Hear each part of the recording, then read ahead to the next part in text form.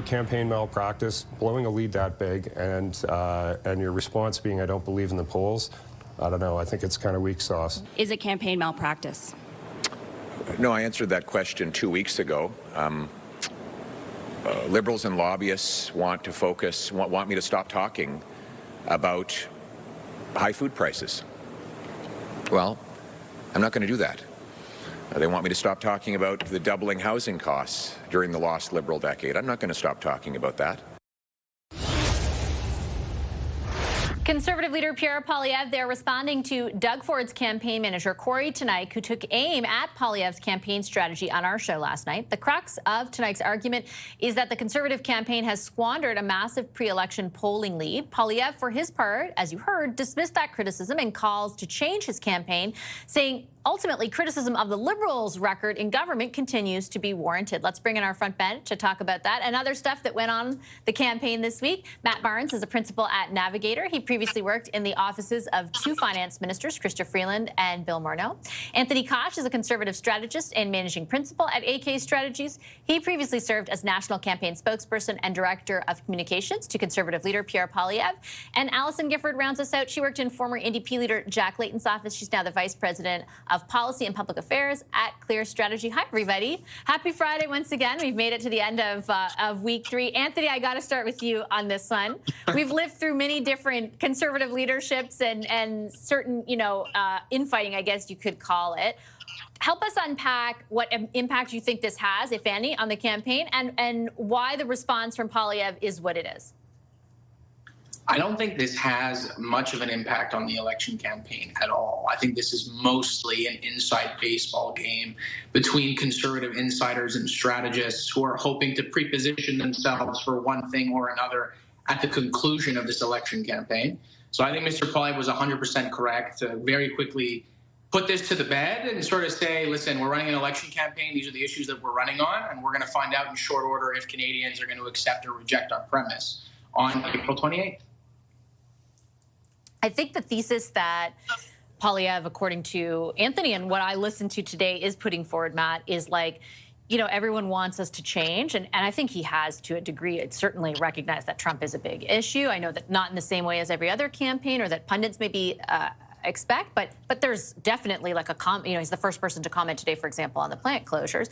At the same time, like the thesis that he seems to be putting out there is, I'm going to stick to this message because I still think this is the stuff that matters to Canadians. Ultimately, do you think that's the right call? I think it's the right call in that he needs to have discipline, but as a Liberal, I love to see the infighting, right? Like I'm sure you do, yeah. Every war room, right? All the war rooms are just trying to knock the other leaders off message, and now his own team is knocking him off message. So, and I think on a very valid point, every minute that Pierre is debating polls or talking about rally sizes or talking about lobbyists and Liberal insiders, as he accuses them, is a moment he's not spending talking about those issues, which are his message track. A lot of this arose, I should say, sorry, Alison, out of this conversation around polls. And we had it last week as well, right? This, trying to reconcile what's happening in the public opinion polls with the enthusiasm and the size of the crowds for Pierre Poilievre. And some of his own supporters showed up at a rally this week. The party says they have nothing to do with them, but basically questioning that as well. He said he was asked about the polls and election results. He said, yes, I'll accept them. What is your take on if this is having any measurable impact on the campaign? I agree with you, Matt. Like, I think every day that he has to be on his, his heels is another day that he's not owning the message. I think it's interesting to see the Conservatives airing their dirty laundry, and I guess I also wonder why, and that might have an impact on the campaign, is what is motivating what's coming from Corey. And if it's being motivated by, local campaigns not getting enough support, if they're not getting enough information from the Nerve Center, then I could see that having an impact on the campaign, and I could see that motivating people within the party to start getting a little bit louder.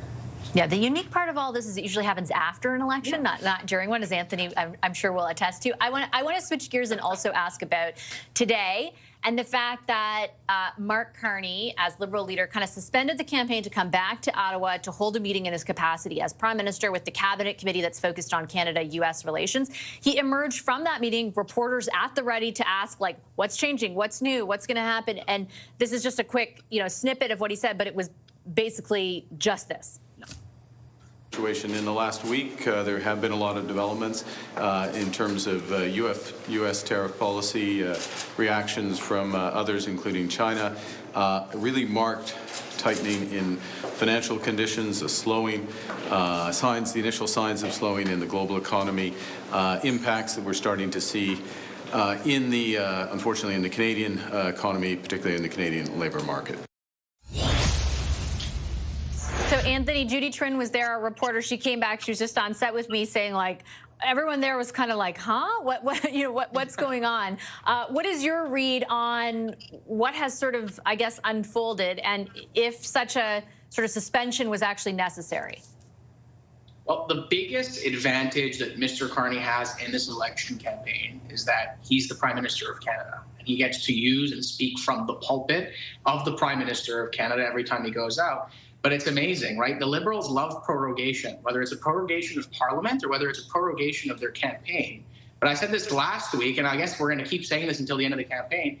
The Liberal strategy basically amounts to hide Mark Carney and hope and pray that Donald Trump makes the news in one way or another. It's been pretty lucky so far, but I think they've recognized what Conservatives have recognized and what Canadians have recognized, which is Mark Carney sucks in front of a camera.